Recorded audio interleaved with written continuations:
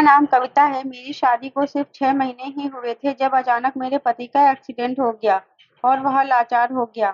मैं नहीं जानती थी कि अचानक मेरे और मेरे पति के ऊपर इतनी बड़ी मुसीबत आ जाएगी। मेरे पति पहले से ही एक मामूली से नौकर थे।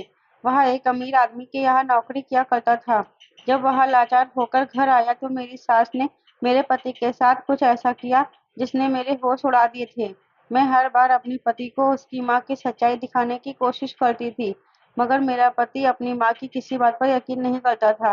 लेकिन फिर कुछ ऐसा हुआ कि मेरे पति के सामने खुद ही उसकी माँ की सच्चाई आ गई और फिर मेरे पति ने कुछ ऐसा किया जिसने मेरे ससुराल वालों के होश उड़ा दिए थे। क्योंकि मेरा पति तो लाचार होने के बावजूद भी, मैं एक गरीब फैमिली से बिलोंग करती थी। मैं बहुत सुंदर थी। गरीबों की बेटियां अमीरों के घर में शादी करके जाती हैं तो उन्हें भाग्यशाली समझा जाता है, और अगर गरीबों की बेटियां गरीब लोगों में ब्याह दी जाती है तो लोग उनको सदा सुखी रहने के आशीर्वाद देते हैं और उन्हें हर हालात में गुजारा करने के लिए छोड़ देते हैं। मेरे पिता इस दुनिया में नहीं थे। जब मैं 5 साल की थी तब वह मुझे दुनिया से छोड़कर जा चुके थे। मैं अपने माँ की इकलौती बेटी थी। मेरी माँ कपड़ों की सिलाई किया करती थी। इस तरह से उन्होंने मुझे पाल पोस कर जवान किया था और अब वह मेरी शादी कर देना चाहती थी। मगर गरीब बेटों के रिश्ते आसानी से कहाँ लगते हैं। मेरा रिश्ता पड़ोस वाले गांव से आया था। सुना था कि लड़का एक बड़े बंगले में नौकरी करता है। घर में उसकी 2 जवान बहनें और सिर्फ माँ के अलावा और कोई नहीं था। उसका घर भी अपना था और वह अच्छे खासे पैसे कमा लिया करता था। मेरे लिए यही बहुत था कि मेरा रिश्ता एक ऐसे इंसान के लिए आया था जो बहुत मेहनती था।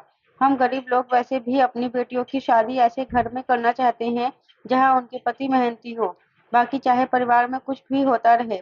लड़के की माँ और दोनों बहनें मुझे देखने के लिए आई थी, तो उन्होंने मुझे देखते ही पसंद कर लिया था। मेरी माँ को भी लड़का पसंद आया था और इस तरह से मेरी शादी अपने ही पड़ोस के गांव में हो गई थी। मैं अपनी माँ को छोड़कर कहीं नहीं जाना चाहती थी, लेकिन मेरी माँ का कहना था कि एक न एक दिन तो तुम्हें अपने ससुराल जाना ही है। मेरी माँ पहले ही बूढ़ी थी और अब वह मेरे ससुराल आने के बाद अकेली भी रह गई थी। मुझे हर समय उनकी चिंता लगी रहती थी। शादी पर मेरी माँ ने मुझे थोड़ा-सा दहेज भी दिया था, क्योंकि कपड़ों की सिलाई करने के बाद उन्होंने जो पैसे इकट्ठा किए थे, उससे अपनी बेटी की शादी कर दी थी। मैं जब विदा होकर अपनी ससुराल आई तो मैंने देखा कि मेरी ससुराल का घर बहुत ही छोटा था। वैसे तो मेरे मायके वाला घर भी बहुत छोटा था, लेकिन मेरे लिए इतना ही बहुत है कि मेरा पति एक मेहनती इंसान है। वह अपनी मेहनत के पैसों से इस घर को आबाद भी कर देगा। और वैसे भी मेरी दोनों नंदों की तो शादी होने के बाद अपने ससुराल चली जाना है। ये जो कुछ भी है, सब कुछ मेरा और मेरे पति का ही तो है। जब शादी के शुरू दिनों में मैं अपने ससुराल में थी, तो मेरी ज़िंदगी बहुत अच्छी गुज़र रही थी, क्योंकि मेरी सास और ननदें मुझसे बहुत प्यार करती थी। मेरे पति ने बंगले के मालिक से पूरे 1 हफ्ते की छुट्टी ली हुई थी और शादी के बाद का यह पूरा 1 हफ्ता मेरा बहुत अच्छा गुज़रा था। मेरा ये पति एक अच्छा इंसान था, मुझे बहुत प्यार करता था। शादी की रात उसने मुँह दिखाई में मुझे 2100 रुपए दिए थे। मैंने उनकी 2100 रुपए को बहुत सँभाल कर रखा था। मैं उनका खर्च करना नहीं चाहती थी, क्योंकि मुँह दिखाई का तोहफ़ा है। लड़की के लिए उसकी ज़िंदगी का सबसे स्पेशल गिफ्ट होता है। हालाँकि मेरे पति के पास इतना पैसा नहीं था कि कोई चीज़ ज़ेवर मुझे मुँह दिखाई में देता, लेकिन उनकी जितनी हैसियत थी, उन्होंने मुझे मुँह दिखाई के तौर पर उतने रुपए दिए थे। मुझे इस बात का बिल्कुल भी दुःख नहीं था कि मेरे पति ने मुझे कोई चैन या मंगलसूत्र नहीं दिया, क्योंकि मैं अपने पति की उतनी ही आमदनी में खुश रहना चाहती थी, जितनी उनकी है। मुझे सिर्फ़ मेरे पति का प्यार और भरोसा चाहिए था। मेरी ससुराल में शादी का 1 हफ्ता किस तरह गुज़र गया था, मुझे पता ही नहीं चला था। लेकिन जैसे ही 1 हफ्ता गुज़रने के बाद मेरा पति नौकरी पर जाने लगा, मेरी सास का बिहेवियर मेरे पति के जाने के बाद अलग-अलग सा था। उन्होंने अभी तक मुझे घर के किसी काम को करने के लिए नहीं कहा था। जबकि मैं शादी के दूसरे दिन ही खाना बनाने के लिए किचन में गई थी, तो मेरी सास ने कहा था कि अभी तुम नई नवेली दुल्हन हो, हमारे यहाँ नई नवेली दुल्हन शादी के 1 महीने पहले से कोई कामकाज नहीं करती। जब तुम्हारी शादी को 1 महीना हो जाएगा तब तुम घर के काम करना। आखिर तुम ही तो हो जो इस घर की बहू हो। तुम्हें ही ये घर और गृहस्थी को सँभालना है। अपनी सास की बात सुनकर मैं बहुत खुश हुई थी। उस दिन मुझे अपनी सास बहुत अच्छी लगी थी। मैं अपने आप को खुशकिस्मत समझने लगी थी, जिसे इतनी अच्छी सास मिली है। लेकिन जैसे ही मेरा पति अपनी नौकरी पर गया था और मैं अपने कमरे में आराम कर रही थी, मेरी सास मेरे कमरे में आई और कहने लगी, "बहू बस, बहुत दिन हो गए हैं तुम्हें अपनी सास के हाथ का खाना खाते हुए। अब उठो और किचन में जाकर खाना बनाओ।" अपनी सास की बात सुनकर मैं हैरान रह गई थी। मुझे उनसे ऐसी उम्मीद बिल्कुल भी नहीं थी। अभी तो मेरी शादी को सिर्फ 1 हफ्ता ही हुआ था, जबकि उन्होंने तो कहा था कि शादी के 1 महीने तक मुझे घर के किसी भी काम को हाथ नहीं लगाना है। फिलहाल मैं किचन में खाना बनाने के लिए चली गई थी। खाना बनाकर जैसे ही मैं फ्री हुई तो मेरी सास ने कहा, "जरा मेरी टाँगें दबा दो।" मैं अपनी सास की टाँगें दबाने के लिए बैठ गई थी। मैंने नोटिस किया था कि मेरी ननदें, जो मेरे पति के घर में होते हुए पूरे 1 हफ्ते तक अपनी माँ के साथ घर के काम में लगी हुई थी, आज उन्होंने घर के किसी भी काम को हाथ नहीं लगाया था और बस वहाँ एक-दूसरे के साथ बैठी हुई गप्पे लड़ा रही थी। सारा दिन मेरी सास मुझे घर का कोई न कोई काम बताती रही थी और सारा दिन मैं थक कर चूर हो गई थी। रात को जब मेरे पति के आने का समय हुआ, तो मेरी सास और मेरी ननदें दोनों ही काम में लग गई थी। मैं समझ नहीं पाई थी कि यह लोग अचानक से काम कैसे करने लगी। मेरी सास ने मुझसे कहा था, "बहू बस आज तुम्हें घर का काम करते हुए सारा दिन हो गया है। अब तुम अपने कमरे में जाकर आराम करो। मैं और मेरी बेटियाँ सारा काम देख लेंगे।" अब तो कोई काम बचा ही नहीं था। आखिर अब इन्हें क्या काम करना था, क्योंकि मैं खाना भी बना चुकी थी और जो सुबह मैंने कपड़े धोए थे वह सूख चुके थे। मैंने उनको इस्त्री करके अलमारी में भी सेट कर दिया था। फिर मेरी सास ने जब मुझसे इतना प्यार से कहा, तो मैं अपने कमरे में चली गई। मेरी सास ने मुझे से जाते समय कहा था कि तुम्हारा पति आने वाला है, उसके लिए अच्छे से तैयार हो जाओ, ताकि तुम्हारा पति तुम्हें देखकर खुश हो जाए। अपनी सास के कहने पर मैं अपने कमरे में आकर अच्छी तरह से तैयार हो गई थी। मैंने साड़ी पहन ली थी और अच्छा-सा मेकअप भी कर लिया था, जिससे मैं बहुत सुंदर लग रही थी। मेरा पति जैसे ही घर आया, तो मैंने अपने पति को पानी पिलाया। मेरा पति मुझे देखता ही रह गया था। उसके बाद मैं किचन में खाना गरम करने के लिए जाने लगी, तो मेरी सास ने मुझसे मना कर दिया, "तुम घर के किसी काम को हाथ मत लगाओ। तुम्हारा पति अभी थक-हार कर काम से आया है, जाकर उसके पास बैठो।" मैं अपने पति के पास आकर बैठ गई थी। मेरा पति कहने लगा, "आज तुम बहुत सुंदर लग रही हो।" मैं बहुत खुश हुई थी। यह कहकर मेरा पति नहाने के लिए चला गया था। उसके बाद हम सब लोगों ने एक साथ खाना खाया था। फिर रात के समय में अपने पति के साथ कमरे में सोने के लिए चली गई थी। मेरे पति ने कहा था, "आज मेरे बिना तुम्हारा सारा दिन घर में कैसे गुजरा था?" मैंने अपने पति से कह दिया था कि मेरा सारा दिन बहुत अच्छा गुजरा था। कई बार मुझे आपकी याद भी आई थी। अब मैं अपने पति को यह तो नहीं बता सकती थी कि सारा दिन मैंने घर के ढेर सारे काम किए थे। यहाँ तक कि मैं बहुत थक गई थी, वरना मेरा पति सोचने लगता कि इस घर के काम मैं नहीं करूँगी तो फिर कौन करेगा। अगले दिन फिर मेरा पति काम पर चला गया तो मेरी सास का फिर से वही बिहेवियर हो गया था। उन्होंने मुझसे घर के सारे काम करवाए थे, खाना भी मैंने ही बनाया था, झाड़ू, बर्तन, पोछा सब मैंने ही किए थे। यहाँ तक कि सारे घर के कपड़े भी सिर्फ मैंने ही धोए थे। अकेला इतना काम करने के बाद भी मेरी सास ने अपने कमरे में मुझे बुला लिया था। कभी वहाँ मुझसे अपने टांगे दबवाती, तो कभी अपना सर दबाने के लिए कहती थी। सारा दिन मुझे इसी तरह से गुजर गया था। और फिर जब मेरे पति के आने का समय होता, तो मेरी नंद और मेरी सास काम में लग जाती थी और मुझसे कहती थी कि तुम तैयार हो जाओ। कई दिनों से मेरी ज़िंदगी इसी तरह से गुजर रही थी। मैं इन लोगों की चालाकी को समझ गई थी कि यह लोग मेरे पति के सामने यह ज़ाहिर करना चाहती हैं कि मैं कोई काम नहीं करती और सारा काम ये सब की सब करती हैं, जबकि उनके पीछे मुझसे घर का पूरा काम लेती थी। मेरे पति के पैसे तो मेरी सास और नंदे घर की मालकिन होती थी और मैं नौकरानी होती थी और मेरे पति के सामने यह ऐसे रिएक्ट करती थी जैसे इन लोगों ने मुझे घर की मालकिन बनाकर रखा हुआ है। मैं उनकी बहू नहीं बल्कि बेटी हूँ। मेरा पति भी हर काम का क्रेडिट मेरी सास और नंदों को ही दिया करता था। उसने कभी किसी बात पर मेरी तारीफ नहीं की थी। वह किसी-किसी बात पर मुझसे कहता था कि तुम बहुत भाग्यशाली हो, जिसे इतनी अच्छी ससुराल मिली है। मेरी माँ और बहनें तुमसे बहुत प्यार करती हैं। तुम अपने आप को खुशनसीब समझो, जिसे इतनी अच्छी ससुराल मिली है। वरना तुम जानती हो ना कि जब लड़की ससुराल जाती है, तो ससुराल वाले उसे कितना तंग करते हैं। मेरा पति हमेशा मुझे यह बात याद दिलाता रहता था कि तुम्हें मेरी माँ को अपनी सगी माँ की तरह ही समझना है और मेरी बहनों को अपनी बहन बनाकर रखना है। इस तरह से घर चलेगा। कभी भी मेरी माँ या बहनों से ऊंची आवाज में बात भी ना करना, वरना मैं तुमसे नाराज हो जाऊंगा। अगर उनसे कोई गलती हो भी जाती है, तो उसे इग्नोर करने की कोशिश करना। मेरे पति ने मेरे आगे इतनी ढेर सारी शर्तें लगा ला कर रख दी थी कि मैं उसकी शर्तों के आगे कंफ्यूज हो गई थी।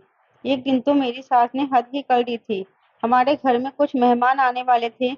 मेरे पति ने कहा था कि शादी को काफ़ी दिन गुज़र गए हैं अभी तक मैंने अपनी पत्नी के हाथ का खाना नहीं खाया है। आज मेरे दोस्त दूसरे शहर से आ रहे थे, तो खाना भी यहीं पर खाएंगे और उनका कहना है वह अपनी भाभी के हाथ का बना हुआ खाना खाना चाहते हैं। इसीलिए मैं चाहता हूँ कविता मेरे दोस्तों के लिए खाना तुम ही बनाओ। मेरी सास मेरे पति से कहने लगी, नहीं नहीं बेटा, मैं बहू को इतनी गर्मी में रसोई घर में काम नहीं करने दूंगी। इतनी गर्मी में काम करने से उसकी तबीयत भी खराब हो सकती है। हालांकि इतने दिनों से मैं घर का सारा काम कर रही थी, तब तो मेरी सास को मेरा ख्याल नहीं आया था। अब मेरे पति के सामने अच्छी बनने के लिए वह ऐसी बातें कर रही थी। हर रोज मैं ही खाना बनाया करती थी। मेरे पति को यही पता था कि अभी तक मैंने खाना नहीं खाया और ना ही घर में कोई काम करती हूँ। कोई कि मेरी सास और नंदे इतनी चालाक थी कि मेरे पति के सामने मुझसे जिद करने लग जाती थी कि तुम कोई काम मत करो। मैं उनकी इस हरकत से बहुत परेशान हो चुकी थी। जब मेरे पति के दोस्त आने वाले थे, तो मैं किचन में खाना बनाने की तैयारी करने लगी थी। जब मेरी सास ने मेरे पति के सामने मना कर दिया था कि बहू खाना नहीं बनाएगी, मैं खुद खाना बना लूंगी, लेकिन जैसे ही मेरा पति अपने दोस्तों को लेने के लिए रेलवे स्टेशन गया, तो उसे रेलवे स्टेशन से घर आने में लगभग 1 घंटा लग गया था, क्योंकि मेरे पति के दोस्त जिस ट्रेन से आ रहे थे, वह ट्रेन लेट हो गई थी। इसलिए मेरा पति रेलवे स्टेशन पर ही है, उनका इंतजार कर रहा था। मेरे पति ने सारी बात कॉल करके अपनी माँ को बता दी थी कि उसे घर आने में टाइम लग सकता है। मेरी सास ने इस बात का फायदा उठाते हुए मुझे किचन में खाना बनाने के लिए खड़ा कर दिया और इस तरह मेहमानों के लिए सारा खाना मैंने ही बनाया था। फिर जैसे ही मेरी सास को पता चला कि मेरा पति घर आने वाला है, तो उन्होंने मुझे जल्दी से तैयार होने के लिए कमरे में भेज दिया था और खुद किचन में जाकर खाना बनाने के लिए खड़ी हो गई थी। मुझे अपनी सास की इस बात पर गुस्सा आया था, इसीलिए मेरा मूड ऑफ हो गया था। जब मेरा पति घर आया तो मेरी सास ऐसे रिएक्ट कर रही थी कि जैसे इतनी गर्मी में सारा खाना बनाकर वह थक गई है। मेरा पति मेरी तरफ देख कर कहने लगा, तुम भले ही खाना नहीं बना रही हो, लेकिन तुम्हें मेरी माँ के साथ किचन में हेल्प तो करवानी चाहिए थी। तुम जानते हो ना कि वह बूढ़ी हो गई है, उनसे कितना काम नहीं होता, फिर भी वह घर के सारे काम करती है। और वैसे भी मेरे दोस्तों की जिद थी कि वह तुम्हारे हाथ का खाना खाए, लेकिन तुमने तो शायद आज के दिन किचन में अपना कदम भी नहीं रखा होगा। अपने पति की बात पर मैंने अपने पति से कहा था, आपकी माँ एक्टिंग कर रही है, सारा खाना मैंने ही बनाया है। मेरे पति कहने लगे, अगर तुमसे खाना नहीं बनता तो कोई बात नहीं, लेकिन झूठ बोलने की कोई जरूरत नहीं है। मुझे सब दिखाई दे रहा है कि खाना किसने बनाया है। यह बात कहकर मेरे पति खामोश हो गए थे। मैं कुछ बोलने ही वाली थी, उन्होंने मुझे भी खामोश रहने का इशारा किया था, क्योंकि घर में उनके दोस्त आए हुए थे और वह किसी तरह की बहस नहीं करना चाहते थे। मेरा दिल तो टूटकर रह गया था। मैंने अपने पति के दोस्तों से भी ढंग से बात नहीं की थी। जब मेरे पति के दोस्त चले गए, तो मेरा पति अपना मूड खराब करने के बाद खामोशी से बिस्तर पर जाकर सो गया था। मैं यहाँ सब कुछ खामोशी से बर्दाश्त कर रही थी। मैं किसी से कुछ नहीं कह सकती थी, क्योंकि मैं समझ गई थी कि मेरी सास और नंदे बहुत चालाक हैं और मेरे पति के सामने सीधी बनने की कोशिश करती हैं। मेरी जिंदगी इसी तरह से गुजर रही थी, जब एक दिन मेरी जिंदगी में एक ऐसा परेशानी का पहाड़ टूट पड़ा, जिसने मेरी जिंदगी को हिलाकर रख दिया था। मेरा पति जहाँ पर नौकरी करता था, वहां से मुझे कॉल आई थी कि मैं अस्पताल आ जाऊं। मेरे पति का एक्सीडेंट हो गया है। मैंने यह बात अपनी सास को बताई, तो मेरी सास मेरे साथ हॉस्पिटल चली गई थी। मैं जैसे ही उस हॉस्पिटल पहुंची, तो अपने पति की कंडीशन को देखकर फूट फूट कर रोने लगी थी। मेरा पति मालकिन का कुछ सामान लेने के लिए बाजार जा रहा था, जब एक तेज रफ्तार कार वाले ने मेरे पति को कुचल दिया, जिसकी वजह से मेरा पति दोनों टांगों से लाचार हो चुका था। मैं अस्पताल पहुंची थी तो मेरे पति का ऑपरेशन चल रहा था। मेरे पति के इलाज का सारा खर्च मालिक ही उठा रहे थे, जिनके बंगले में मेरे पति नौकर का काम किया करते थे। जब मेरा पति ऑपरेशन रूम से बाहर आया, तो उसे देखकर बुरी तरह से रोई थी। मेरी सास भी रो रही थी। जब मालिक हमें तसल्ली दे रहे थे, कह रहे थे कि सबसे अच्छी बात यह है कि अनुज की जान बच गई है। भले ही दोनों टांगों से वह लाचार हो चुका है, लेकिन वह जिंदा तो है। अगर आसपास के लोग उसे समय पर अस्पताल नहीं पहुंचाते तो उसकी जान को भी खतरा हो सकता था। लेकिन हमारे लिए यह बात भी किसी बड़े दुख से कम नहीं थी कि मेरा पति दोनों टांगों से लाचार हो चुका था। वह चल फिर नहीं सकता था। कई दिन मेरा पति इसी तरह से अस्पताल में पड़ा रहा। मेरे पति को भी जब यह बात पता चली थी कि अब वह चल नहीं सकता, तो वह बहुत रोया था, क्योंकि मेरा पति अब कोई काम धंधा करने के लायक ही नहीं बचा था। 15 दिन बाद जब मेरा पति घर आया, तो हमें उसे सहारा देते हुए कमरे तक ले गए थे और फिर वह बिस्तर पर जाकर लेट गया था। मेरा पति अब बिस्तर पर ही लेटा रहता था, या फिर अगर उसे उठकर कोई काम करना होता था, तो मालिक ने मेरे पति के लिए व्हील चेयर ला दी थी, जिस पर मेरा पति बैठकर बाहर तक आ जाता था। 3 महीने इसी तरह से गुजर गए थे। मेरे पति का मालिक उसे अब तक काफी पैसे दे चुका था और उसका इलाज भी करवा रहा था। मेरे पति का इलाज अब बंद हो चुका था। एक दिन मालिक हमारे सामने हाथ जोड़कर मेरे पति से कहने लगे, देखो अनुज, मैं तुम्हारी परेशानी को अच्छी तरह से समझ सकता हूँ, मगर मैं तुम्हें क्या बताऊँ। इन्हीं दिनों मेरा बिजनेस बहुत लॉस में जा रहा है। मैं बहुत परेशान चल रहा हूँ। जब से तुम्हारा एक्सीडेंट हुआ है, मैंने तुम पर काफी पैसा खर्च किया है, तुम्हारा इलाज करवाया है, और हर हफ्ते मैं तुम्हारे परिवार को एक भारी रकम देता आया हूँ। मुझसे जितना हो सका मैंने तुम्हारे लिए वह सब कुछ किया। तुम हमारे यहाँ काफी समय से काम करते आए हो और तुम हमारे घर के पुराने नौकर भी हो, इसीलिए मैंने तुम्हारा इलाज में कोई कमी नहीं छोड़ी। जितना पैसा खर्च हुआ मैंने किया, मगर अब मैं तुम्हारे लिए कुछ भी नहीं कर सकता, इसीलिए मुझे माफ करना। मैं अब आगे से तुम्हें किसी पैसे नहीं दे सकता, क्योंकि अब मैं जानता हूँ कि तुम मेरे घर पर आकर कोई काम नहीं करोगी, मगर फिर भी मैं आखिरी बार तुम्हें यह 20,000 रुपये दे रहा हूँ। आगे इसके अलावा तुम मुझसे कोई उम्मीद मत रखना। मालिक की बातें सुनकर मेरे पति की आंखों में आंसू आ गए थे। उन्होंने कहा था, मालिक, आप जानते हो कि मैं लाचार हो गया हूँ। आप मेरी परेशानी को समझो। आप तो एक अमीर आदमी हो। अगर आप हर महीने मुझे मेरे महीने की तनख्वाह से आधे पैसे भी दे दोगे, तो मेरा घर आराम से चल जाएगा। और अगर आपने भी हाथ रोक लिए तो मुझे कौन समझेगा। इस तरह तो मेरा परिवार भूखा रहेगा। मेरी हालत तो ऐसी हो गई है, मैं कोई काम भी नहीं कर सकता। आपके अलावा मेरा कोई सहारा नहीं है। मालिक मेरे पति के हाथ पर 20,000 रुपये रखते हुए कहने लगे, मेरे घर में तो न जाने कितने नौकर हैं, ड्राइवर वाले हैं, लॉन्ड्री वाले हैं, शेफ हैं, और आज के ज़माने में तो हर कोई परेशान है। ऐसी कंडीशन में अगर मैं हर किसी की परेशानी को समझता रहूंगा, तो फिर अपना घर कैसे चलाऊंगा। मैंने सबकी परेशानियों को समझने का ठेका तो नहीं ले रखा है, बस मैं थोड़ी बहुत पैसों में मदद कर सकता हूँ। अब मैं तुम्हें सारी जिंदगी तो पैसे नहीं दे सकता ना, जबकि तुम अब मेरा कोई काम करने के काबिल नहीं रहे। ये कहकर मालिक हमारे घर से हाथ जोड़ते हुए उठ गए थे और चले गए थे। हम सब लोग बहुत परेशान हो गए थे।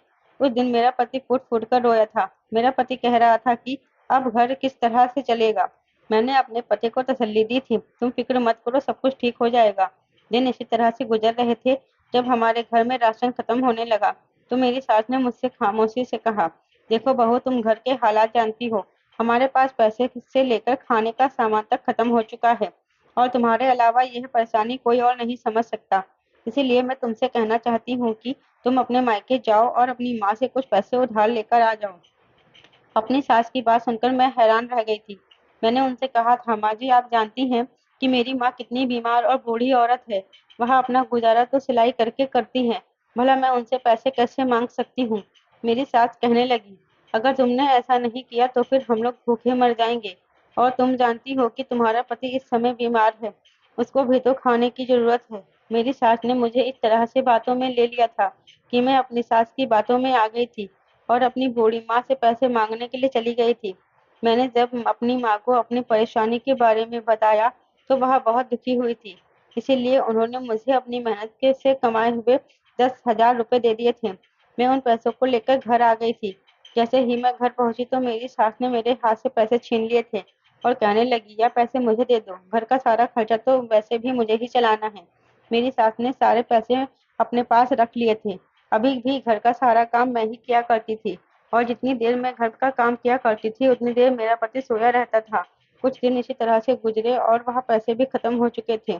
जब मेरी सास ने फिर से मेरी माँ से मुझे पैसे लाने के लिए कहा, तो मैं अपनी सास को साफ इनकार कर दिया था कि मैं अपने मायके नहीं जाऊंगी। मेरी सास मेरे सामने रोने धोने का नाटक करने लगी और कहने लगी, मुझे तो सबसे ज्यादा अपने बेटे की फिक्र लगी रहती है। अगर उसे टाइम पर खाना नहीं दिया गया तो वह और ज्यादा बीमार हो जाएगा। पहले ही वह बेचारा एक्सीडेंट की वजह से अपनी टांगों से लाचार हो चुका है, और तुम चाहती हो कि अब मेरा बेटा भूख से भी मरे। अपने पति की फिक्र तो मुझे भी बहुत थी। फिर मुझे वह पैसे याद आए जो मेरे पति ने शादी की पहली रात मुझे मुंह दिखाई पर दिए थे। मैंने वहाँ 2100 रुपये अपने सास को लाकर दे दिए थे। मगर हैरानी मुझे तब हुई जब मेरी सास ने मेरे पति के सामने बताया कि घर में जो खाना बन रहा है वह मेरे पति की ही पिछली कमाई के पैसे हैं। उसमें से कुछ पैसे मेरी सास ने जोड़ लिए थे, उन्हीं से खाना बन रहा है, और मेरे पति ने उनकी बातों पर यकीन भी कर लिया था। इस तरह से मेरे पति के दिल में अपनी माँ के लिए इज्जत और बढ़ गई थी। उसे लग रहा था कि उसकी माँ ने पैसे जोड़कर रखे थे, जो आज परेशानी के समय काम आ रहे थे। मैंने अपने पति को बताने की कोशिश की थी कि आपकी माँ झूठ बोल रही है। ये वो 2100 रुपए हैं जो आपने मुझे शादी की रात मुंह दिखाई पर दिए थे, और इससे पहले एक बार तो आपकी माँ मुझे मेरे मायके भी पैसे लेने के लिए भेज चुकी है। मेरे पति को इस बात पर बिल्कुल भी यकीन नहीं आया था, क्योंकि मेरा पति अपनी माँ बहनों पर अंधा विश्वास करता था। फिर कुछ दिन इसी तरह से गुजर गए, जब मेरी सास ने सारी हदें पार कर दी थी। उन्होंने मुझसे कहा, बहू, हमारे घर में कुछ भी खाने पीने के लिए नहीं बचा है और ना ही हमारे पास पैसे हैं, लेकिन मेरे पास एक आइडिया है जिससे हमारे पास पैसे आ सकते हैं। मैंने अपनी सास से कहा, मैं आपकी चालाकी अच्छी तरह से जानती हूँ। आप मुझे फिर से पैसे लेने के लिए मेरे मायके भेजने वाली हो। मेरी सास कहने लगी, नहीं नहीं, मैं ऐसा कुछ भी नहीं करवाऊंगी, लेकिन मैं तुमसे बात करना चाहती हूँ। तुम जानती हो कि मेरी दोनों जवान बेटियां हैं। मुझे अपनी बेटियों की शादी की बहुत फिक्र हो रही है। मुझे उनकी जल्द से जल्द शादी करनी है, क्योंकि मैं नहीं चाहती जिस तरह से इस घर में हम परेशानी के हालात गुजार रहे हैं, मेरी बेटियां भी उन्हीं हालातों से गुजरे। मेरी सास ने मेरे आगे हाथ जोड़ लिया और कहने लगी, तुम्हें मेरी बेटियों का वास्ता है, तुम अपने पति से कहो, कोई काम किया करो। मैंने अपनी सास से कहा, माँ जी, आप अपने बेटे की कंडीशन के बारे में अच्छी तरह से जानती हैं। अनुज इस हालत में काम कैसे कर सकता है? मेरी सास ने कहा, मेरी नज़र में एक काम है जिसमें उसकी कोई मेहनत भी नहीं करनी पड़ेगी और उसके पास ढेर सारा पैसा भी आ जाएगा। मैंने कहा, अच्छा, आखिर ऐसा कौन सा काम है, जरा मुझे भी बताइए। तो मेरी सास ने कुछ ऐसा कहा जिसे सुनकर मेरे होश उड़ गए थे, और मुझे यकीन नहीं आ रहा था कि कोई माँ अपने बेटे के बारे में ऐसा भी कह सकती है। मेरी सास ने कहा था, मैं चाहती हूँ कि अनुज सड़क किनारे बैठकर भीख मांगा करे। वैसे भी वह दोनों टांगों से लाचार हो चुका है और एक्सीडेंट के बाद से बहुत ज्यादा कमजोर भी हो गया है। उसकी शक्ल और उसकी हालत भी बहुत बिल्कुल भिखारियों जैसी हो गई है। उसे देखकर किसी को लगेगा ही नहीं कि वह भिखारी नहीं है। और इस काम के लिए अपने पति को तुम तैयार करो कि अगर तुमने ऐसा नहीं किया तो मैं धक्के मारकर तुम्हें अपने घर से निकाल दूंगी। मैंने अपनी सास से कहा, आपने बड़ी ही घटिया बात की है। आपको शर्म नहीं आती अपने बेटे के बारे में ऐसी बात करते हुए? मेरी सास कहने लगी, मुझे शर्म नहीं आती, क्योंकि मैं दो जवान जवान बेटियों की माँ हूँ और मजबूर हो गई हूँ। तुम ही बताओ, आखिर पैसे मैं कहाँ से लाऊं? क्या इतनी उम्र हो जाने के बाद भी मैं लोगों के घरों में काम करने के लिए जाया करूं तो अच्छा लगेगा? तुम जाओ और जाकर अपने पति को भिखारी बनने के लिए राजी करो। अपनी सास की बात पर मैंने उनसे कहा था, मैं ऐसी कोई बात नहीं करूंगी। अगर यह बात करनी है तो आप खुद जाकर करो। मेरी सास ने मुझे बालों से पकड़ लिया था, जिसकी वजह से मेरी जोरदार चीख निकल गई। मेरी सास ने कहा था, चिल्लाने की जरूरत नहीं है। अगर तुमने ज्यादा होशियारी दिखाने की कोशिश की तो तुम्हें यही मार दूंगी। अगर इस घर में इज्जत के साथ रहना चाहती हो तो जैसा मैं कहती हूँ वैसा ही करो, वरना मैं तुम पर इतने गंदे गंदे इल्जाम लगाऊंगी कि तुम्हारा पति खुद तुम्हें इस घर से धक्के मारकर निकाल देगा और तुम कहीं मुंह दिखाने के लायक भी नहीं रहोगी। मुझे मजबूर मत करो कि मैं ऐसा करूं। वैसे भी तुम मुझे अच्छी तरह से जान गई हो। अपनी सास की बातों से मैं बहुत ज्यादा डर गई थी। मैंने अपनी सास के आगे हाथ जोड़ लिए थे कि प्लीज मुझे छोड़ दो, मैं अभी कमरे में जाकर अपने पति से इस बारे में बात करती हूँ। मैं मजबूर हो गई थी अपने पति से यह बात करने के लिए, इसीलिए मैं कमरे में गई और अपने पति से कहा, पढ़े लिखे भी नहीं हो और अब कोई नौकरी करने लायक भी नहीं रहे हो, इसलिए आप मेरी मानो तो सड़क पर भीख मांगना शुरू कर दो। वैसे भी भिखारियों को आजकल बहुत सारे पैसे मिल जाते हैं। मेरी बात सुनकर मेरे पति को हैरानी का एक जोरदार झटका लगा था कि मैं उनसे कैसी बातें कर रही थी। मगर फिर मेरे पति ने कहा, मैं तुम्हारी कंडीशन समझ सकता हूँ। अब मैं पैसा कमाने लायक नहीं रहा और तुम्हारे शौक भी नहीं पूरे कर सकता, इसीलिए तुम ऐसी बातें कह रही हो। मेरा पति मुझसे नाराज हो गया था, लेकिन अपनी किस्मत को कोस रहा था। उसने कहा था, तुम फिक्र मत करो, मैं कल से ही भीख मांगना शुरू कर दूंगा। मेरे पति को लगता था कि मैं जानबूझकर उनसे यह बात कह रही हूँ, मगर वह नहीं जानता था कि मैं कितने मजबूर हूँ। मैं खुद अपने पति को परेशानी में नहीं देख सकती थी। मेरा पति मेरी इस बात की वजह से मुझे कसूरवार समझने लगा था। मेरी सास ने मुझे मेरे पति की नजरों में गलत साबित कर दिया था। अगले दिन मेरा पति व्हील चेयर पर बैठकर मुझसे कहने लगा, चलो मुझे बीच चौराहे पर छोड़ आओ और एक कटोरा दे दो। आखिर तुम्हारा शौक पूरा करने के लिए मुझे भीख मांगनी ही पड़ेगी। अपने पति की इन बातों पर मैं बहुत रोई थी। मेरी सास ने अच्छी बनने के लिए उनसे कहा था कि हे भगवान, कैसे दिन आ गए हैं कि मेरे बेटे को भिखारी बनना पड़ रहा है। मेरा पति कहने लगा, माँ आप फिक्र मत करो, हमारे घर के हालात पहले जैसे हो जाएंगे। मैं अपने पति को व्हील चेयर पर छोड़ आई थी जब पहले दिन मेरा पति भीख मांगने के लिए गया तो मैं उसे दूर से ही खड़ी हुई देख रही थी। वह अपना मुंह लटकाकर व्हील चेयर पर बैठा हुआ था और उसकी गोद में कटोरा रखा हुआ था। जब एक आदमी मेरे पति की गोद में रखे हुए कटोरे में 100 रुपए डालकर गया, तो वह पैसे मेरे पति की इज्जत पर एक जोरदार थप्पड़ था। ऐसा करना मेरे पति की भी मजबूरी थी और वह इसका भी जिम्मेदार मुझे ठहरा रहा था। मेरा पति सारा दिन धूप में बैठकर भीख मांगता था। हर रोज मेरा पति ढेर सारे पैसे लाकर अपनी माँ के हाथ में रख दिया करता था। मेरी सास अब अपनी बेटियों का रिश्ता तलाश कर रही थी। फाइनली मेरी दोनों नंदों का रिश्ता एक ही घर में दो भाइयों के साथ लग गया था। मेरा पति ढेर सारे पैसे कमाने लगा था। हमारे घर के हालात पहले जैसे हो गए थे। मैं अपने पति की नज़रों में बुरी बन गई थी। फिर भी सारे पैसे मेरी सास के पास ही आते थे और वह उन पैसों से खूब मौज कर रही थी। मेरी सास की दोनों बेटियों का रिश्ता एक अच्छे परिवार में लगा था। उन लोगों ने दहेज लेने से इनकार कर दिया था, बल्कि वह लोग केस लेना चाहते थे। मेरी सास ने उनसे वादा किया था कि वह अपने दोनों दामाद को 5-5 लाख रुपए कैश दे देंगी। मेरी नंदों की शादी में अभी 2 महीने बचे थे। मेरे पति हर रोज भीख मांगकर ढेर सारे पैसे घर लेकर आता था। उन पैसों से मेरी सास ने अपनी बेटियों की शादी के लिए ढेर सारे पैसे इकट्ठा कर लिए थे। मेरे पति के पीछे मेरी सास मेरे साथ बहुत बुरा व्यवहार रखती थी। मैं अपने पति को जब भी उनकी शिकायत करने की कोशिश करती थी, तो मेरा पति मेरी कोई बात सुनता ही नहीं था, बल्कि अब तो उसने मुझसे बातचीत करना भी छोड़ दिया था, क्योंकि उसे लगता था कि मैंने जानबूझकर उसे भीख मांगने के लिए कहा है।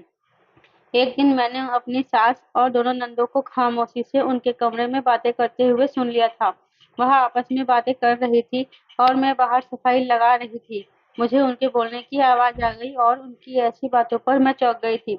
मेरी सास इन नंदों से कह रही थी कि तुम्हारे सौतेले भाई की वजह से आज तुम्हारी शादियों के लिए मेरे पास ढेर सारा पैसा इकट्ठा हो गया है। इतने पैसे तो वह जब मालिक के पास नौकरी किया करता था तब भी नहीं लेकर आता था, जितने अब भीख मांगकर लेकर आता है। मेरी बड़ी नंद कहने लगी, माँ, आपने इन दोनों पति पत्नी को अच्छा बेवकूफ बनाया हुआ है। मेरी सास ने कहा, हाँ, तुम्हारे सौतेले भाई को तो मैं बचपन से ही बेवकूफ बनाती आ रही हूँ। उस पर मैंने हमेशा अपनी मीठी मीठी बातों का जादू किया है, जिसकी वजह से उसे लगता है कि मैं उसकी सगी माँ हूँ, जबकि मैं उसकी सौतेली माँ हूँ। और सारी जिंदगी मैंने उसके साथ सौतेलापन किया है, जिसकी वजह से आज वह बेखबर है। यह कहकर वह लोग खूब जोर-जोर से हँस रही थी और यह सारी बातें सुनकर मेरे होश उड़ चुके थे, क्योंकि यह बात तो मैं भी नहीं जानती थी कि मेरा पति मेरी सास का सौतेला बेटा है, जबकि मुझे तो ऐसा ही लगता था कि वह मेरी सास का सगा बेटा है। अब मुझे समझ आया था कि मेरी सास मेरे पति के सामने इतनी अच्छी क्यों बनती थी और उनके पीछे मेरे साथ गलत व्यवहार क्यों करती थी। इसका मतलब यह था कि मेरा पति उनका सौतेला बेटा था और उन्होंने उसको पैसा कमाने की मशीन बनाया हुआ था। मैंने सोच लिया था कि मेरा पति जब घर आएगा तो मैं उन्हें यह बात ज़रूर बताऊँगी। मेरा पति रात को जब घर आया तो मैं उससे बात करने की कोशिश करने लगी, लेकिन मेरा पति नाराज़ था, इसलिए मुझसे बात नहीं करना चाहता था। फिर भी मैंने ज़बरदस्ती अपने पति को उनकी और बहनों की कही हुई पूरी बात बता दी थी। मैं जानती थी कि मेरा पति मेरी बात पर यकीन नहीं करेगा, पर ऐसा ही हुआ था। मेरे पति ने मेरी इस बात पर मेरे मुँह पर एक जोरदार थप्पड़ मार दिया था और कहा था कि मुझे नहीं पता था कि तुम इतनी भी गिर सकती हो। अब तुम मेरी माँ पर इतना घटिया इल्ज़ाम लगाओगी, मुझे तुमसे ऐसी उम्मीद नहीं थी। मैं तो चाहता हूँ कि तुम्हें अभी और इसी वक्त घर से निकाल दूँ, लेकिन बस इसीलिए तुम्हें घर से नहीं निकाल सकता क्योंकि तुम मेरी पत्नी हो, और अगर ऐसी हालत में मैंने तुम्हें घर से निकाल दिया तो लोग क्या कहेंगे। अपने पति की बात सुनकर मैं बहुत रोई थी। मैंने अपने पति से कहा था, तुम मुझे अपने घर से मत निकालो, मैं खुद तुम्हारे घर से जा रही हूँ, क्योंकि मैं अब यहाँ पर और नहीं रह सकती। तुम नहीं जानते कि जब से मेरी शादी हुई है तुम्हारी माँ और बहनें मेरे साथ कितना गलत सलूक करती हैं। मुझसे घर का सारा काम करवाती हैं और तुम्हारे सामने वह लोग ऐसे जाहिर करती हैं जैसे खुद सारा काम करती हूँ। और मुझे तुमसे भीख मंगवाने पर भी तुम्हारी माँ ने ही मजबूर किया था। मुझे कोई शौक नहीं कि मैं अपने पति से कहूँ कि वह सड़कों पर जाकर भीख मांगे।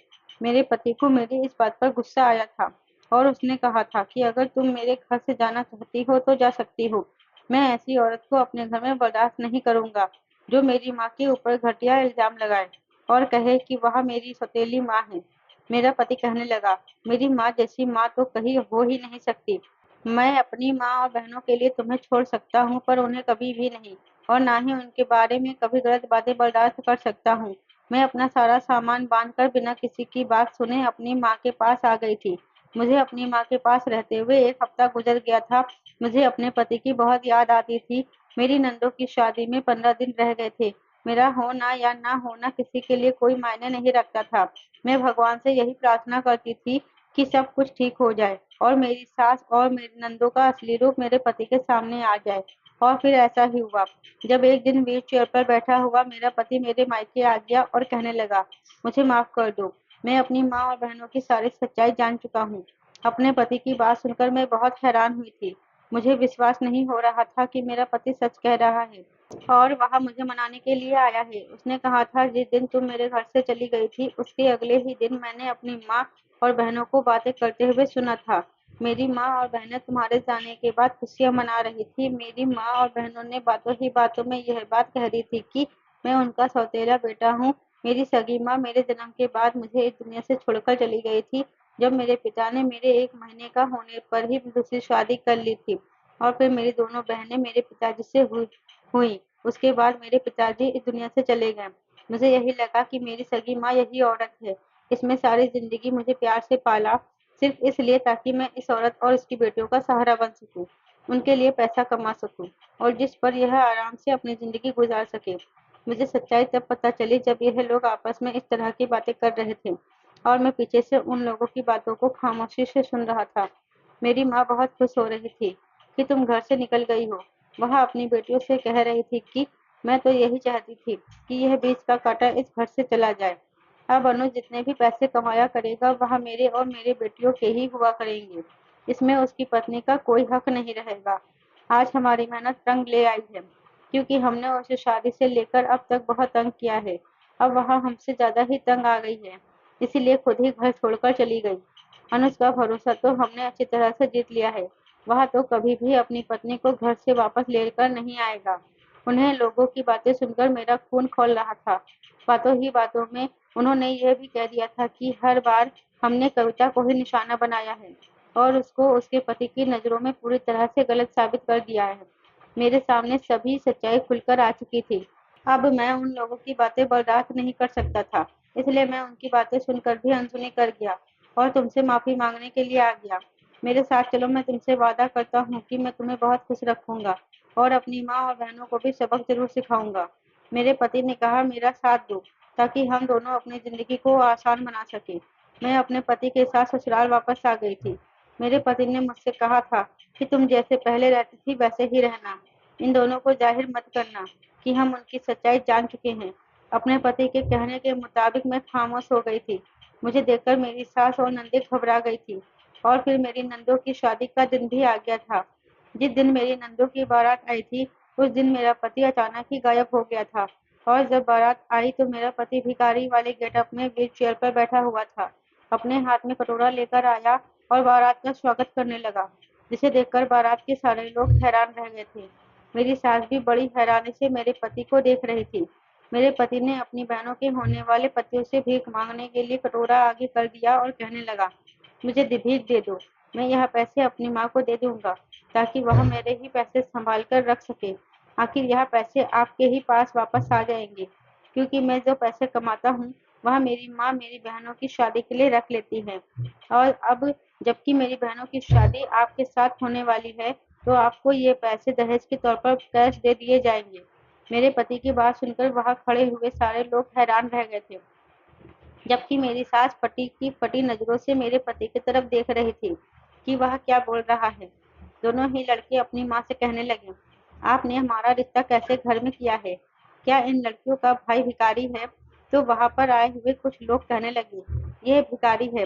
दोनों लड़कों ने जब यह बात सुनी तो वह कहने लगे, हम भिखारियों के घर में शादी नहीं करेंगे। जब भाई भिखारी है, भीख मांगकर घर चलाता है तो बहनें कैसी होंगी? ये लोग हमारे लेवल के नहीं हैं।